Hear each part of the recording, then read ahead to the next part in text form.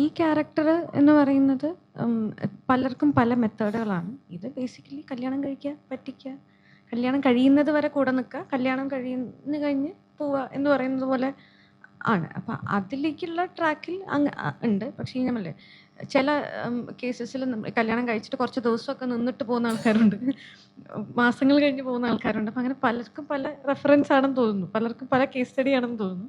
പക്ഷെ ഇതിലിപ്പോൾ കല്യാണം കഴിയുന്നത് വരെയുള്ള സമയമാണ് എന്നുള്ളതാണ്. അപ്പം അതിൽ ഈ പറയുന്ന പോലെ പലതരത്തിലുള്ള ഇമോഷൻസിലൂടെ പലതരം ആൾക്കാരെ ഡീൽ ചെയ്യുന്നത് കൊണ്ട് അങ്ങനെ പലതരത്തിൽ കോൺ ചെയ്യുക എന്ന് പറയുന്നതുണ്ട്. അതെ, ഞങ്ങൾ ആക്ച്വലി 16-ാം തീയതിയായിട്ട് പ്ലാൻ ചെയ്തത്. ഇങ്ങനെ ഒരു അവസരം കിട്ടിയപ്പോൾ, സ്ലോട്ട് കിട്ടിയപ്പോൾ, നല്ല അവസരം കിട്ടിയപ്പോൾ ചാടി വന്നതുള്ളൂ. ഇപ്പൊ ഞാൻ ചെയ്തൊരു പടം മനുഷ്യ എന്നാണ് പടത്തിന്റെ പേര്. വെട്രിമാരനാണ് അതിന്റെ പ്രൊഡ്യൂസർ. അപ്പോൾ അതിപ്പോഴും സെൻസർ ഇഷ്യൂ ആയിട്ട് ഇരിക്കുകയാണ്. അപ്പോൾ അതിനകത്ത് അവർ പറഞ്ഞത്, എനിക്ക് പറയാൻ പറ്റുന്ന കാര്യമായിട്ട് ഞാൻ പറയുന്നത്. അപ്പോൾ അതിനകത്ത് അവർ പറഞ്ഞ 64 കട്ട് വേണം എന്ന് ആദ്യം പറഞ്ഞിരുന്നു. പിന്നെ അവർ കോർട്ടിൽ അത് ചാലഞ്ച് ചെയ്തു. അത് കഴിഞ്ഞിട്ട് വീണ്ടും 34ആയി, 14ആയി, 10ആയി. അങ്ങനെ ബാക്ക് ആൻഡ് ഫോർത്ത് ഒരുപാട് പ്രാവശ്യം ഒരു കോടതി കയറി ഇറങ്ങി. അവസാനം ജഡ്ജി പടം കാണേണ്ടി വന്നു. ജഡ്ജി പടം കണ്ടിട്ട് പറഞ്ഞതിനകത്ത് കുഴപ്പമൊന്നുമില്ല, ചെറുതായിട്ട് 2 കട്ട് മതി. സോ ബേസിക്കലി ഒരു സെൻസർ ബോർഡ് ഉണ്ടാവുമല്ലോ. ഈ സെൻസർ ബോർഡ് പറയും ഇത്ര സ്ഥലത്ത് വേണം. അവർക്ക് കുറേ മാനദണ്ഡങ്ങൾ ഉണ്ടാവും അവർ നോക്കേണ്ടത്. ഇപ്പോൾ പറയുകയാണെന്നുണ്ടെങ്കിൽ ഹെൽമെറ്റ് വെച്ച് വണ്ടി ഓടിച്ച്, ഹെൽമെറ്റ് വെക്കാതെ വണ്ടി ഓടിച്ച് അതിൻ്റെ അടിയിൽ സ്റ്റാറ്റ്യൂട്ടറി വാണിംഗ് ഉണ്ടോ, അങ്ങനെ ഇതൊക്കെ റെഫറൻസ് ഇങ്ങനെ തരും, ഇന്ന പ്രശ്നങ്ങളുണ്ടെന്നുള്ളത്. അത് അവർ ചെയ്യുന്നത് അവരുടെ ജോലിയായിരിക്കാം, അല്ലാതെ അവരുടെ പേഴ്സണലി എനിക്ക് തോന്നുന്നില്ല അങ്ങനെ എന്തെങ്കിലും ഒരു സിനിമയോടോ ഒരു പ്രത്യേക സമുദായത്തോടോ ഉള്ള പ്രശ്നം അങ്ങനെയൊന്നും ആയിട്ട് എനിക്ക് തോന്നുന്നില്ല. അവർക്ക് കൊടുത്തിട്ടുണ്ടായിരിക്കും ഇന്ന ഫോർമാറ്റ് ചെക്ക് ചെയ്യണം എന്നുള്ളത്.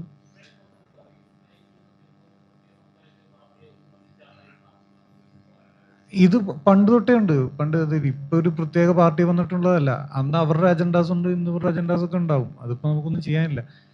എൻ്റെ അഭിപ്രായത്തിൽ മൂവി മേക്കിംഗ് ഭയങ്കര അണപ്പോളജറ്റിക്കൽ ആയിരിക്കണം എന്നെനിക്കൊരു തോന്നലുണ്ട്.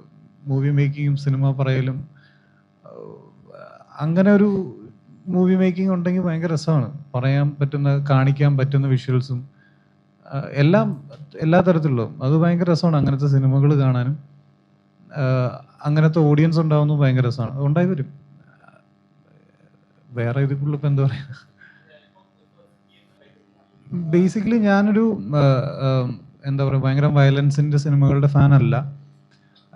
കാരണം അങ്ങനത്തെ സിനിമകൾ മോശമെന്നല്ല, അങ്ങനത്തെ ഒരു സിനിമകളുടെ ഫാനല്ല. ഇപ്പൊ റീസെന്റ് ഇതിനു മുന്നേ ഇവിടെ ഇറങ്ങിയിട്ടുള്ള പടങ്ങളിൽ നന്നായിട്ട് കളക്ട് ചെയ്തിട്ടുള്ള പടങ്ങൾ, വയലൻസ് ഉള്ള പടങ്ങളൊക്കെ നോക്കിയിട്ടുണ്ടെങ്കിൽ എനിക്ക് പേഴ്സണലി അത് കുറച്ച് ദിവസത്തേക്ക് എനിക്ക് കുറച്ച് ട്രോമ തരുന്നൊരു പടങ്ങളൊക്കെ ആയിരുന്നു. അപ്പോൾ അത് ഓരോരുത്തരുടെ ചോയ്സാണ്.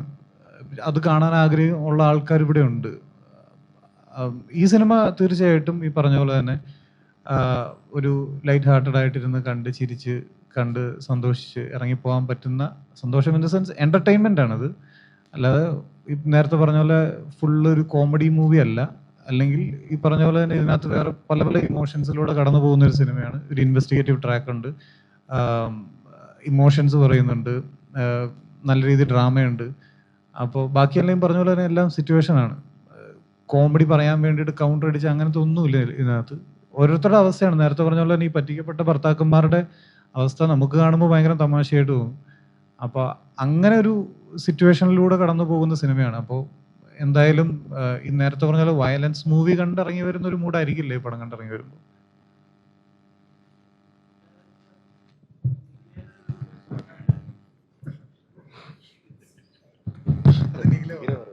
ചോദിച്ചിട്ട് നിങ്ങൾക്ക് തന്നെ ചിരി വരുന്നില്ലേ? ചോദിച്ചിട്ട് ചിരിക്കുക. അപ്പൊ അതൊന്നുമില്ല. അല്ല, വേറൊരു കാര്യം, ഇതിനകത്ത് നിഖിലയുടെ പെർഫോമൻസ് ഭയങ്കര രസമാണ്. ഇതിനകത്ത് ഒരുപാട് ഇമോഷൻസിലൂടെ നിഖില കടന്നു പോകുന്നുണ്ട്. ഈ പറഞ്ഞ പോലെ ഒരു ആദ്യം നമുക്കൊരു കള്ളിയായിട്ട് തോന്നാം, അതുപോലെ തന്നെ വേറെ ഭയങ്കര ഡെപ്തുള്ള ഇമോഷൻസിലൂടെ നിഖിലയുടെ ക്യാരക്ടർ കടന്നു പോകുന്നുണ്ട്. ഇതെല്ലാം ഇത്രയ്ക്കധികം ഇമോഷൻസിലൂടെ കടന്നു പോകുന്ന നിഖിലയുടെ ക്യാരക്ടർ അടുത്ത് ഞാൻ കണ്ടിട്ടുണ്ടോ? ഇല്ല. അപ്പൊ അതുണ്ട്, അടിപൊളിയായിട്ട് ചെയ്തിട്ടുണ്ട്.